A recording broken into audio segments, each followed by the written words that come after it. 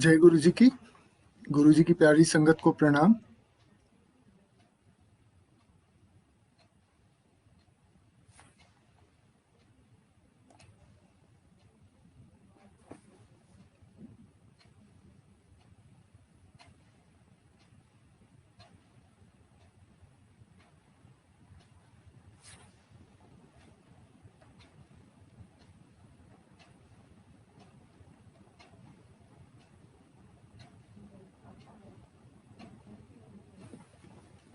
जय गुरु जी और गुरु जी की प्यारी संगत को प्रणाम। I hope I am audible. गुरु जी का सत्संग करना बहुत ही हमारे लिए सौभाग्य की बात है, और हम सारी संगत जो गुरु जी की शरण में आए हैं, जिनको गुरु जी ने अपनी शरण में रखा है, बल्कि यूं कहना चाहिए, we are all very lucky and really very blessed. Guru ji की महिमा का गुणगान करना तो हमारे बस का है नहीं। वो हमारे को इतनी ब्लेसिंग्स देते हैं, इतने हर जगह हर वक्त बिल्कुल। फिर भी जैसे गुरुजी ने रास्ता दिखाया है हमारे को कि हम अपना सत्संग शेयर करें, हम यही एक तरीका है, यही तरीका गुरुजी ने सिखाया है कि फेथ गुरुजी की बढ़ाने का आगे और संगत को बताने का। तो उन्हीं की ही आज्ञा का पालन करते हुए हम सत्संग शुरू करते हैं। कोई भूल चुको तो गुरुजी माफ़ करें। मैं गुरुजी की शरण में हम लोग आए थे 98 में, अप्रैल मार्च के टाइम पे। यही टाइम था, जैसा हम जानते हैं। बाकी हम कितने जन्मों से गुरुजी के साथ में, ये तो हम लोग नहीं समझ सकते, हम नहीं जान सकते। तो जब मैं गुरुजी के पास पहली बार आया तो मुझे कैंसर हुआ था। उससे 3 महीने पहले मेरा ऑपरेशन हो चुका था, और 3 महीने की कीमोथेरेपी की वजह से मुझे पूरे साइड इफ़ेक्ट सब कुछ था, एंड मेरी हालत बहुत ही ज़्यादा ख़राब थी। मेरी मदर डॉक्टर हैं, और जब मेरा रिपोर्ट्स भी आई थी करके, तो बहुत ही ख़राब पिक्चर आई थी, और it was not very good. तो बहुत ज़्यादा उम्मीद नहीं थी, बहुत ही डिसहार्टेंड हो गया था 24 गोइंग थ्रू दैट स्टेट। गुरुजी के पास आए तो तभी भी मेरे को कुछ ज़्यादा न गुरुजी के बारे में पता था, न मैंने जानने की कोशिश करी, क्योंकि जो देखा सुना था, कभी ऐसे नहीं सोचा था कि ऐसी कोई शक्ति हो सकती है या कुछ हो सकता है। गुरुजी के पास जब आए तो जैसे सेवादारों ने गाइड किया, तो पापा ने गुरुजी को बताया कि गुरुजी बेटे को ऐसे कैंसर हुआ है। तो गुरुजी ने बड़ी सरलता से बोला, कल्याण कितना। वो दिन है, आज का दिन है। कभी फिर मुड़ के पीछे देखने की ज़रूरत नहीं पड़ी, कभी वो दिन नहीं याद करने पड़े, कभी दुखी नहीं हुए इस बात को लेके कि ऐसा क्या हो गया था। गुरुजी की इतनी ब्लेसिंग्स रही हैं, अपार ब्लेसिंग्स रही हैं। कुछ कुछ करके मैं सुनाता हूँ, जितनी सुना सकता हूँ। सबसे पहले तो यही था कि गुरुजी ने मेरा कैंसर ठीक कर दिया, बस इतना ही कहना था उनका, कल्याण कितना। और मेरा कैंसर ठीक हो गया, मैं पूरा रिकवर कर गया टाइम के साथ में। और ठीक होने के बाद में जब गुरुजी के पास आए तो गुरुजी ने सबसे पहले यही बोला, मेरे मदर की ओर देखते हुए, तेरी डॉक्टरी फेल कर दी। And which is true. जो गुरुजी जो कर सकते हैं और जो उनकी शक्ति है, वो हम लोग न सोच सकते हैं न समझ सकते हैं। तो ये यहाँ से शुरुआत हुई। जो डॉक्टर्स ने पहले मेरे को ये बोल दिया था कि कोई उम्मीद नहीं है इसकी, आगे क्या होगा कैसे होगा, और आज इस बात को इट्स मोर देन 2 डिकेड्स, और गुरुजी की कृपा से सब ठीक चल रहा है और बहुत अच्छा चल रहा है। तो ये शुरुआत थी, पर अभी भी विश्वास नहीं आया था कि गुरुजी ने ऐसा कुछ कर दिया है, क्योंकि एक कॉमन मैन के हिसाब से देखें तो ये इमेजिन करना या ऐसा विश्वास करना बहुत मुश्किल है कि कोई कल्याण कितना बोले और सब ठीक हो जाए। आज हम लोग ये समझ सकते हैं, क्योंकि अब हम आ गए उनकी शरण में, अब हमें इतना टाइम हो गया, हम समझ में आ गया, पर उस वक्त ऐसा नहीं लगता था। तो सच कहूँगा कि मेरे को तभी भी फेथ ऐसा नहीं था कि मुझे लगा कि गुरुजी ने ठीक किया। उसके बाद गुरुजी ने मुझे ये भी ब्लेसिंग्स दी कि तेरे को 2 साल यंग कर दिया। मेरा जो वो पीरियड गया अराउंड 8-10 महीने के करीब, गुरुजी ने उसकी जगह मुझे पूरे 2 साल यंग कर दिया। और इसका तो मतलब जैसे गुरुजी ने हमेशा ही कहा कि गुरुजी कभी प्रीचिंग नहीं करते थे, हमेशा कहते थे प्रैक्टिकल से दिखाते हैं। तो ऐसा एक दो बार हुआ, जैसे कभी पुलिस चेकिंग करती है, नॉर्मल चेकिंग हो रही होती है, तो ड्राइविंग लाइसेंस देख के, वो एज देख के, मतलब पुलिस ऑफिसर जो वो होते हैं ट्रैफिक पुलिस, वो भी कहते हैं कि आपको देख के आपकी एज का नहीं पता लगता, which is Guruji's grace. Proof दिखाते हैं बेसिकली कि उन्होंने कैसे ब्लेस किया है हमारे को। ज़रूरत नहीं है, लेकिन हम लोगों को फिर भी इन सब चीज़ों की ज़रूरत होती है। जैसे में गुरुजी के विजुअल दर्शन चाहिए होते हैं, वैसे ही हमारे को एक हिम्मत जुटाने के लिए कई बार चाहिए होता है। तो इसके बाद में जब हम आए, गुरुजी के पास में आते रहे, फादर मदर और मैं आते थे, तो पापा को गुरुजी बोलते थे मुंडे दा ब्याह करा लो। तो देखना शुरू किया, कहीं बात बनती नहीं थी, कभी आगे जाके कहीं अचानक से लास्ट स्टेज पे ख़त्म हो जाती थी बात ऐसी, एंड कुछ कोई विद नो स्पेसिफिक रीज़न, सब कुछ वैसे ठीक-ठाक था अपनी तरफ से। I was doing a good job and everything, parents अच्छे थे, वेल सेटल्ड एवरीथिंग, पर होता नहीं था। और हर बार जब भी हम अंपायर स्टेट गुरुजी के माथा टेकें तो गुरुजी बोले मुंडे दा ब्याह करा लो। तो फिर एक दिन गुरुजी को पापा ने बताया कि गुरुजी ऐसे कहीं बात बन नहीं रही है, कोशिश तो बहुत कर रहे हैं। तो गुरुजी ने कहा कोई नहीं, चिंता ना करो, एनू पंजाबी कुड़ी दिलाऊंगा। तो पापा ने पूछा कि गुरुजी कहीं न्यूज़पेपर में डलवाएं, बिकॉज हम लोग पंजाबी नहीं और ऐसी कोई बहुत ज़्यादा जान पहचान भी नहीं थी पंजाबीज में कहीं। तो गुरुजी कहते हैं नहीं, कोई लोड नहीं है, अपने आप हो जाएगा। अब अभी तक फेथ तो था नहीं ऐसे, तो मैं वहीं बैठा था, सुन रहा था सामने, और मन में यही ख्याल है कि ऐसे कैसे अपने आप हो जाएगा। बट गुरुजी का वचन है, वो तो कोई नहीं टाल सकता, होना ही है वैसा। और 2.5 years लेटर ऐसे सर्कमस्टांसिस क्रिएट हुए कि मेरे ऑफिस में ही एक लड़की काम करती थी, जो मेरे एक फ्रेंड के अंडर पहले कुछ ट्रेनिंग वेनिंग करके गई थी किसी टाइम पे। तो उससे मुलाकात हुई, और उसने जब मेरे फ्रेंड के बारे में पता किया हु हैड लेफ्ट, तो हमारी बात आगे बढ़ी, धीरे धीरे बातचीत हुई, बात आगे बढ़ी, and things progress in the right direction. और जैसा गुरुजी ने 2.5 साल पहले कहा था कि पंजाबी कुड़ी दिलाऊंगा, पंजाबी गर्ल से गुरुजी ने रिश्ता करा दिया। कहीं कहीं ये आने लगा कि हाँ, कुछ तो बात है, कहीं गुरुजी में कुछ शक्ति है। और इसी दौरान फादर की तबीयत थोड़ी ख़राब होने लगी, और he used to have chest pain. तो गुरुजी के आदेश से एम्स में उन्होंने चेकअप कराया। तो हम लोग मॉर्निंग में सब लोग गए थे, मैं था, हम लोग सब पूरी फैमिली वहीं पे ही थे। हम लोग बाहर बैठे हुए थे, मम्मी अंदर गई पापा के साथ में, और आधे 15-20 मिनट के बाद, आधे घंटे बाद कुछ पापा को बाहर देखा तो स्ट्रेचर पे लेके जा रहे थे। तो पता लगा कि पापा को एक साइलेंट अटैक पहले आ चुका था, जिसका पता नहीं लगा था उनको, एंड डॉक्टर सेड कि his condition is very critical और 99% ब्लॉकेज है। और हम वो तो ऐसे नॉर्मल सब चल रहे थे, कुछ बताते नहीं थे, बोलते नहीं थे ऐसे। तो वी वर वेरी शॉक्ड कि ऐसे कैसे हो गया। अंदर गए हैं, बिल्कुल नॉर्मल चलते, हमारा तो ये था कि टेस्ट करा के ऑफिस चले जाएंगे पापा, और सब लोग हम अपने काम पे हैं। यहाँ पे तो बिल्कुल ही और कुछ हो गया।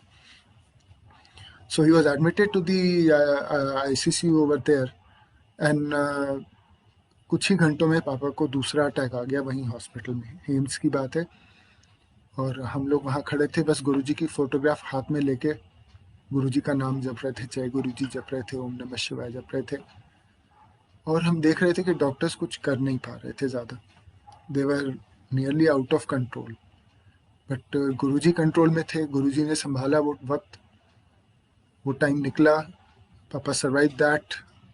उस रात को जाके रात को 12 बजे उनका ऑपरेशन किया, पूरी रात ऑपरेशन चला, and in due course of time he recovered, only with Guruji's blessings. Second attack इस तरीके से आना, और even though being in hospital, हम देख रहे थे कि डॉक्टर संभाल नहीं पा रहे थे, इतना उनको प्रॉब्लम हो रही थी। We know it was only Guruji's blessings जिसकी वजह से वो बचे हैं।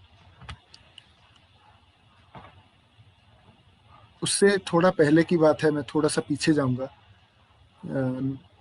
जब हम लोग अभी आए ही थे, कुछ टाइम हुआ था, तो पापा अमरनाथ की यात्रा पे जाने के बहुत इच्छुक थे, काफ़ी टाइम से। बीइंग अ गवर्नमेंट सर्वेंट, काफ़ी सीनियर पोजीशन पे थे वो।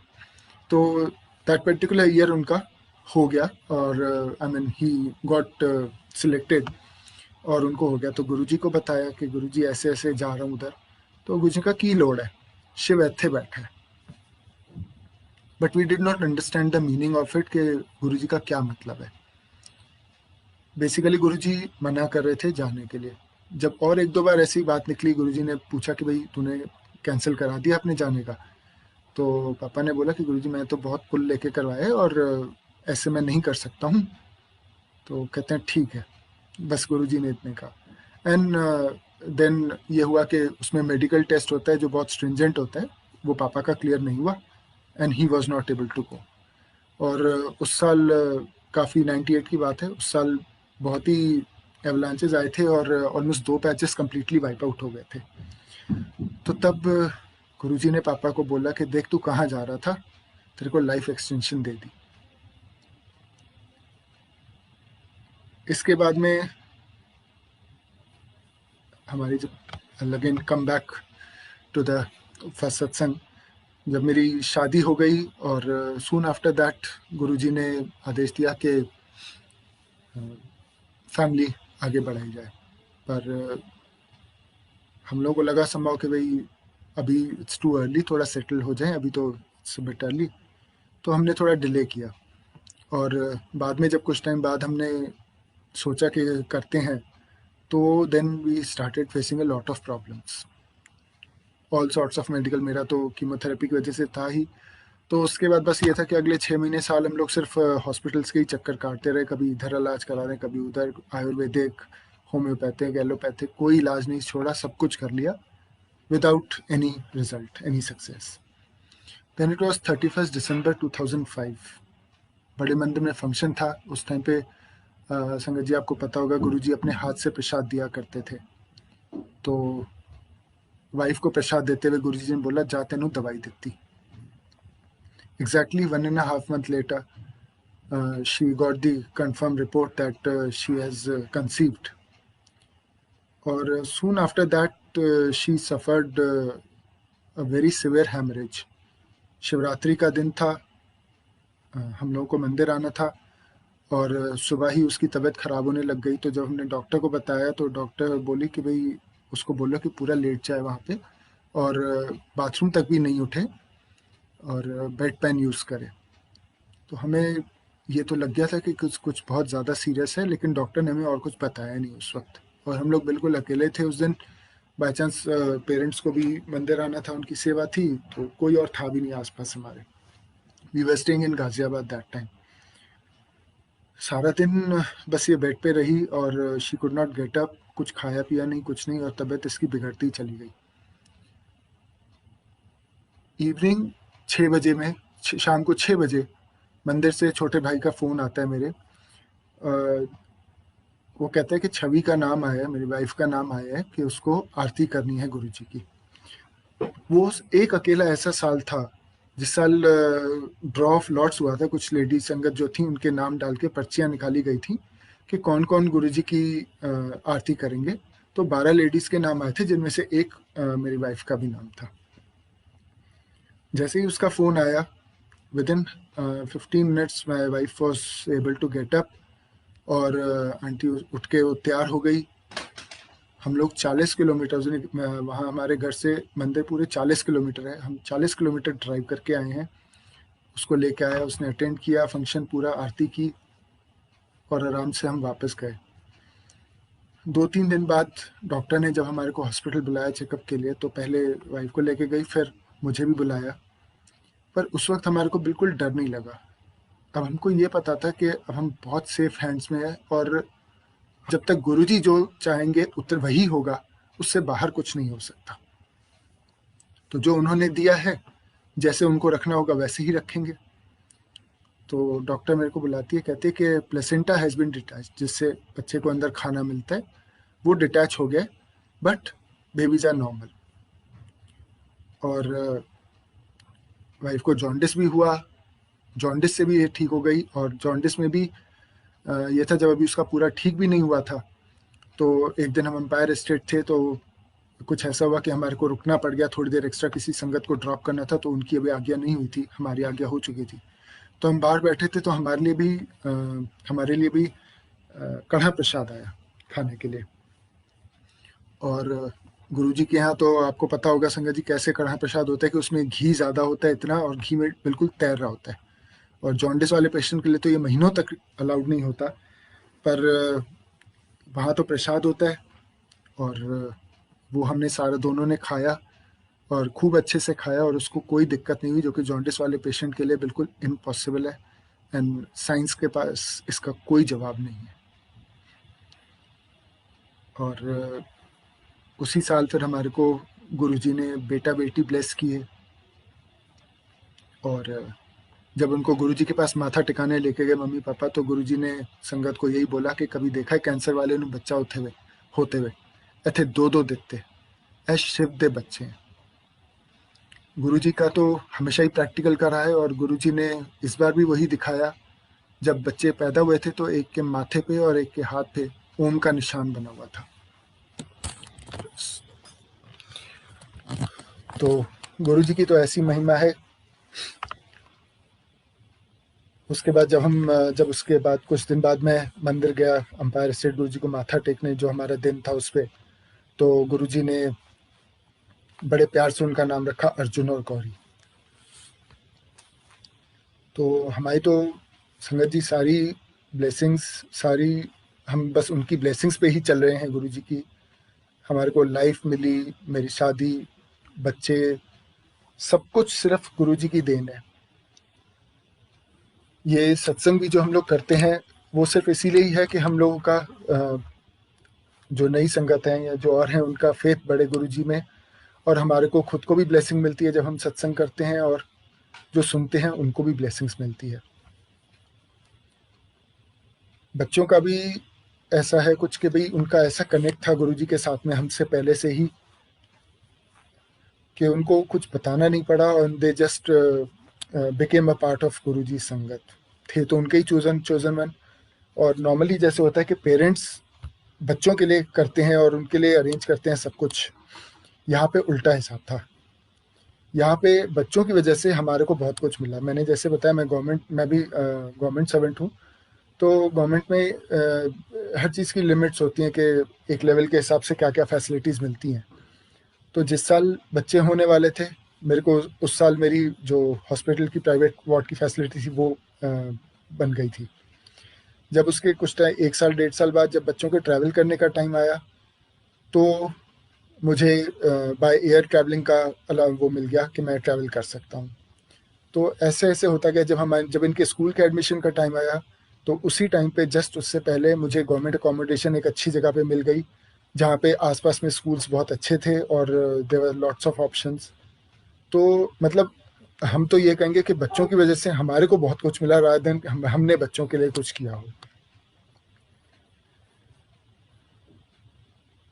बच्चों का भी मैं कुछ थोड़े से सत्संग सुनाता हूँ। बेटा जब छोटा था तो सॉरी बेटा छोटा था तो कुछ वर्ड्स ठीक से बोल नहीं पाता था, कुछ लेटर्स, तो उसको बोलने में दिक्कत होती थी। हमने बात बात करी, और हुआ ये कि भाई इसको डॉक्टर को दिखाते हैं, कुछ स्पीच थेरेपी या कुछ करवाते हैं। तो कुछ दिन में हमारे 2-4 दिन में की जैसे डेट आ गई थी कि भाई 2-4 दिन में हमें जाना है थेरेपिस्ट के पास में।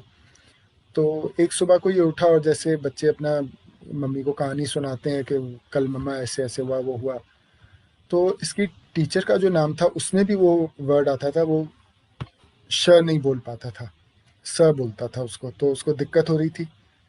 और उसने एकदम नॉर्मल तरीके से नाम बोला, तो हमें थोड़ा सा डाउट हुआ कि शायद गलती से हो गया या हमने गलत सुना है क्या। तो हमने फिर से बुलवाया, एंड वो बिल्कुल नॉर्मली बोल रहा था।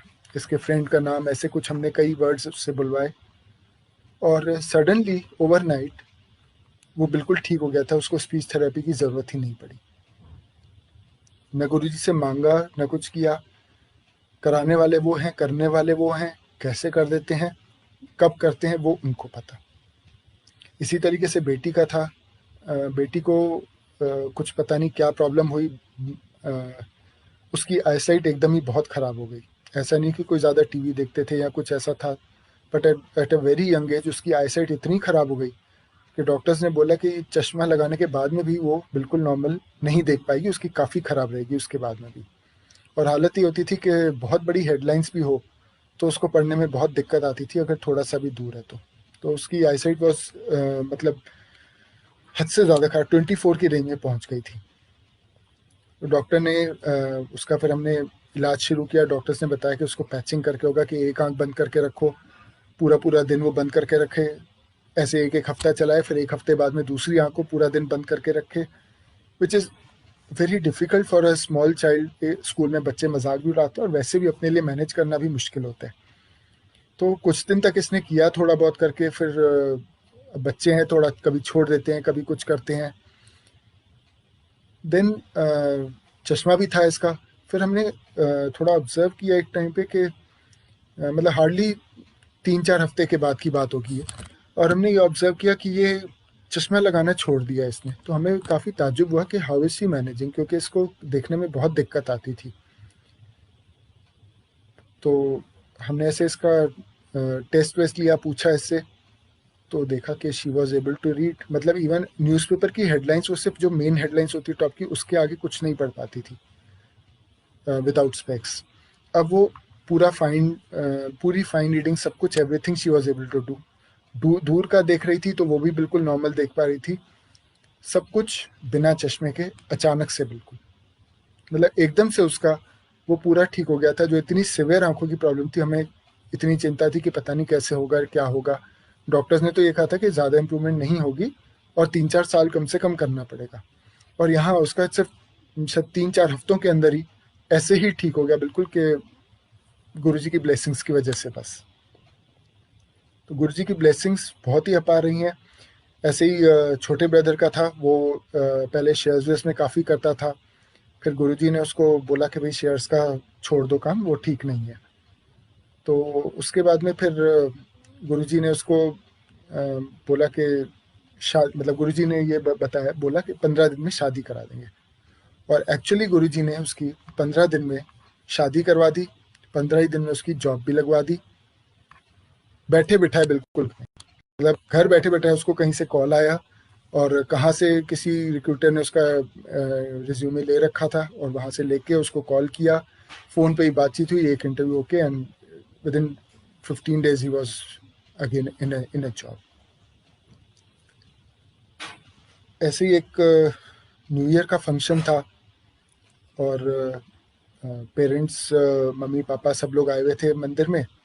तो जब आज्ञा लेने लगे तो गुरुजी ने पापा को वहाँ पे रोक लिया, बोले कि तू रुक जा और इनको जाने दे। तो मम्मी, ब्रदर और एक कोई बाहर से संगत की आंटी आई हुई थी, वो लोग सब निकल गए गाड़ी में। तो मंदिर से निकल के 31 दिसंबर की रात थी, नॉर्मली उस दिन कोहरा हो जाता है, तो इस दिन भी कोहरा अचानक से काफ़ी हो गया, और अराउंड मंदिर से निकलने के 10-15 मिनट के अंदर ही ब्रदर की गाड़ी का एक्सीडेंट हो गया। तो वो चला रहा था, मदर उसके साथ में बैठी थी, और एक जगह पे रोड थोड़ी टर्न कर रही थी, वहाँ पे वो उसको नहीं पता लगा, and he hit a divider. तो इम्पैक्ट की वजह से मम्मी का सर जो है वो जाके विंड स्क्रीन में लगा। और ताज्जुब की बात देखिए कि मम्मी को कुछ नहीं हुआ, ऐसी कोई ओपन फिजिकल इंजरी नहीं हुई, थोड़ा सा सर में दर्द ज़रूर हो गया था, बट अदरवाइज इंजरी नहीं हुई कोई और ऐसे। और वो कांच टूट गया, विंड स्क्रीन जो कि इतना हार्ड होता है, इतना सॉलिड होता है, वो टूट गया, लेकिन मम्मी को कुछ नहीं हुआ। और बाद में जब पापा आए और हमने टाइम को रिलेट किया, तो गुरुजी ने उसी वक्त मंदिर में पापा को बोला था, तेरे को एक और लाइफ एक्सटेंशन दे दी।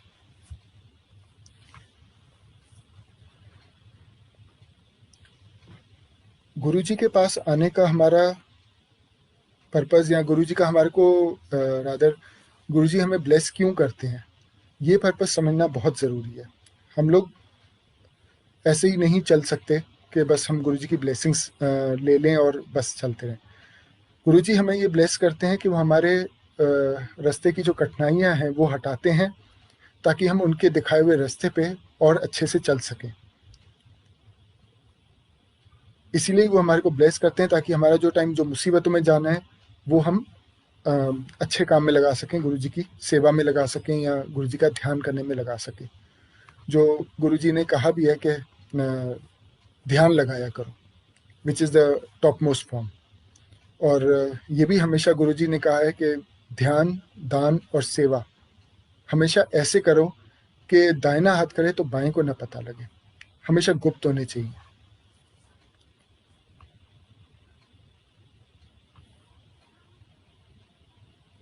मैं और कुछ और भी सत्संग शेयर करता हूँ, अभी थोड़े रिसेंट वाले करता हूँ।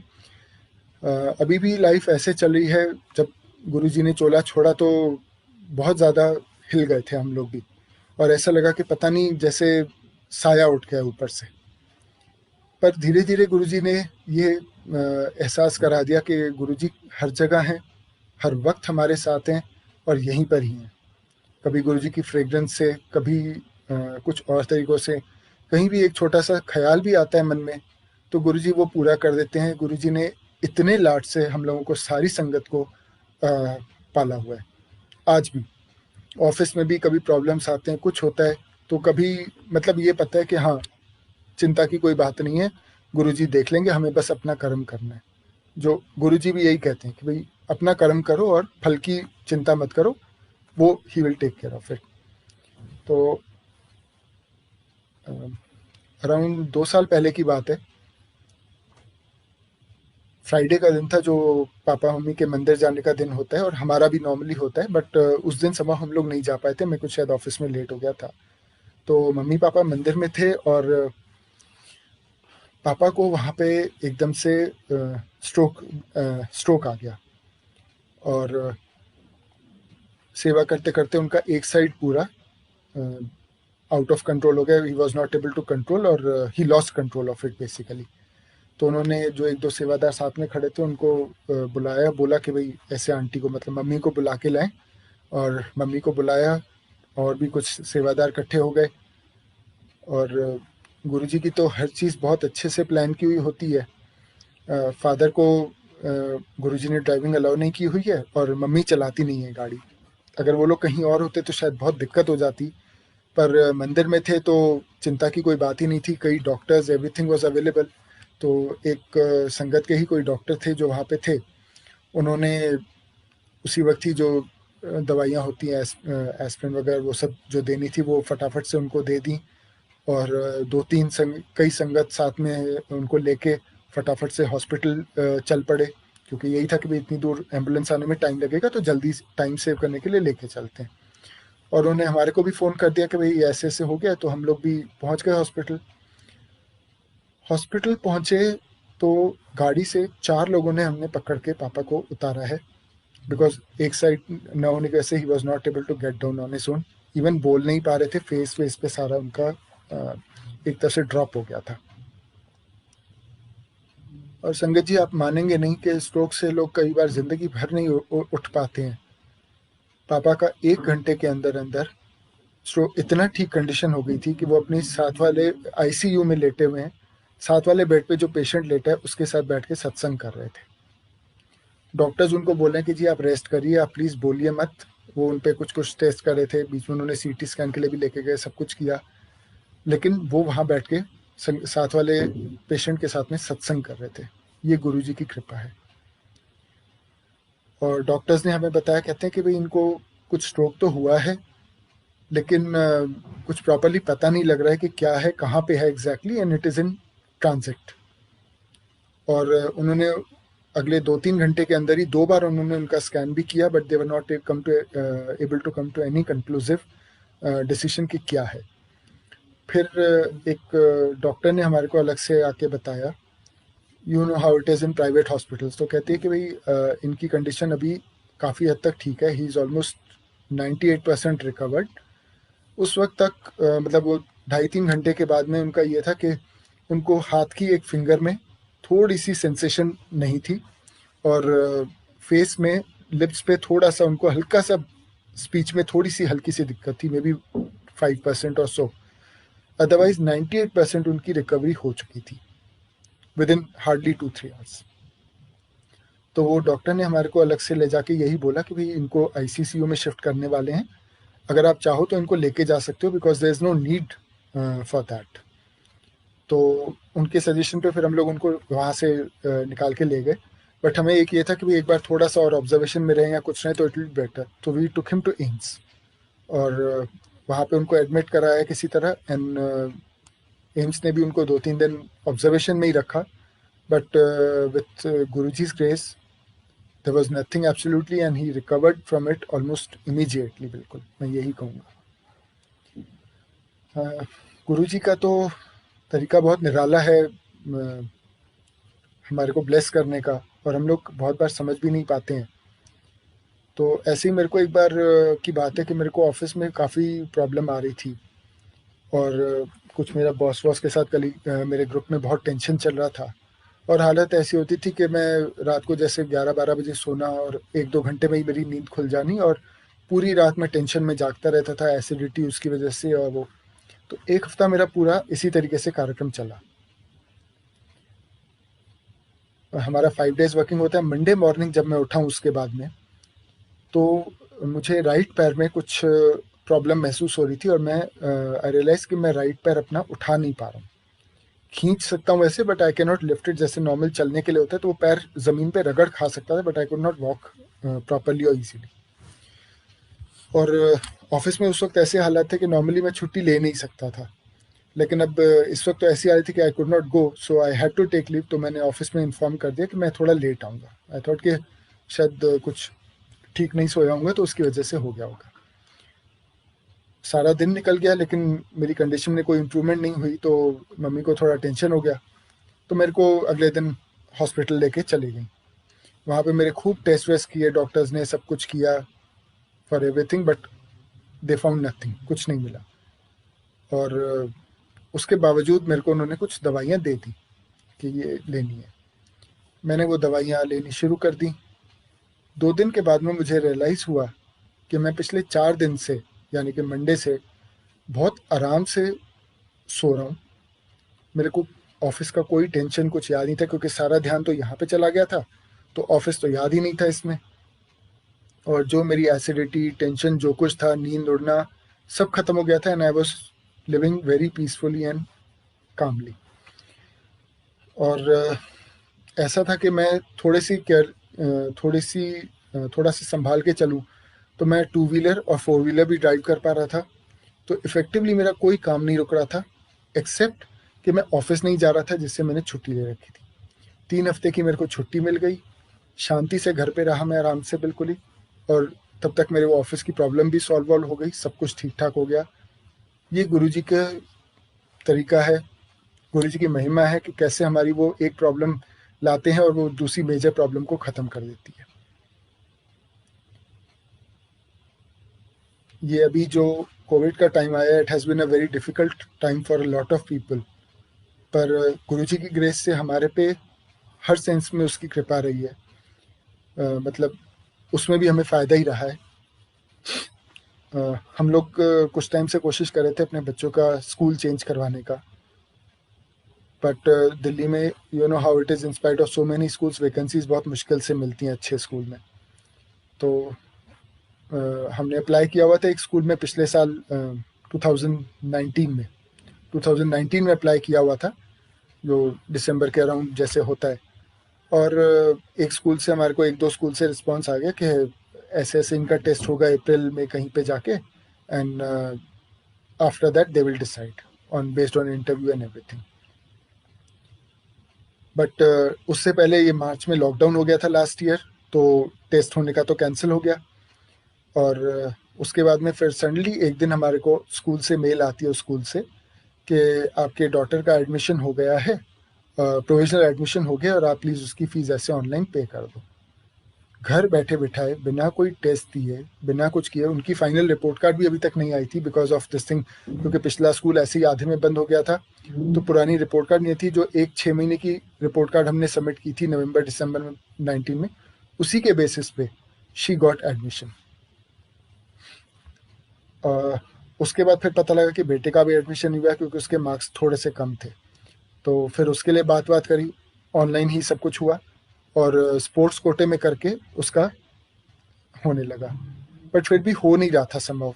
हमें ऐसे हो रहा था कि भाई स्कूल वाले रोज कुछ ना कुछ कर रहे हैं, they were not giving a proper response on that. तो वी थॉट कि प्रॉब्ली शायद नहीं होगा, और क्योंकि उस वक्त सारा लॉकडाउन था तो कहीं जाके किसी से मिल भी नहीं सकते थे, ना फ़ोन नंबर्स अवेलेबल थे ना कुछ था। फिर एक दिन स्कूल की ही जो मेन एडमिनिस्ट्रेटर थी, जो ये एडमिशन्स देखती थी, उनका कॉल आया एंड शी सेड कि भाई are you still interested in the admission of your son. तो वी सेड यस डेफिनेटली। तो कहते हैं कि आप फिर एक बार ऐसे ऐसे ईमेल डालो, उन्होंने ही हमें कुछ गाइड वाइड किया कि आप ऐसे ऐसे डालो और ये करके करो। तो हमने डाल दिया। Again it was like black box, कई दिन तक कुछ नहीं। Then suddenly one day I got a call that आपके बेटे का भी एडमिशन हो गया है और आप प्लीज़ इसको ज्वाइन करा दो, इसकी फीस पे करा दो। This was I think a Friday, और थर्सडे शाम को, जो मुझे नहीं पता था, मुझे उस फ्राइडे को जाके पता लगा, बेटे ने मम्मी को अपने बोला था कि मम्मा मैं I am okay with joining in the new school. Reason ये था कि वो अपने पिछले स्कूल में अपने फ्रेंड्स को लेके इतना कंसर्न था कि वो छोड़ना नहीं चाह रहा था स्कूल, कि भाई मैं फ्रेंड्स के लिए यहीं पुराने स्कूल में रहना चाहता हूँ। तो हमने कहा भी ठीक है, डिसाइड कर लो जैसे करना है।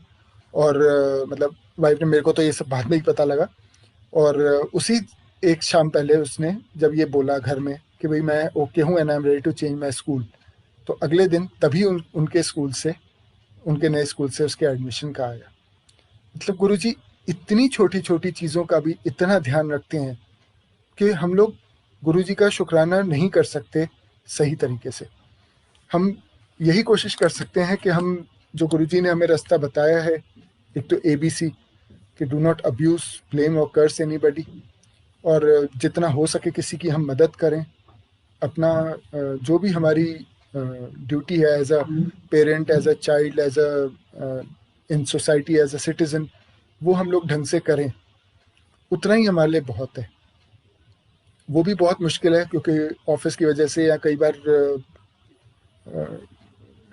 टाइम की वजह से हम लोग पूरा नहीं कर पाते हैं, लेकिन फिर भी हम यही कोशिश करें कि हम गुरुजी के बताए हुए रास्ते पे चल सकें और उनकी कृपा पा सकें अच्छे से, और उनके उसके हकदार बन सकें। संगत जी, कोई भूल हुई हो, भूल चूक हुई हो तो उसके लिए माफ़ी। आज के लिए इतना ही। जय गुरु जी की।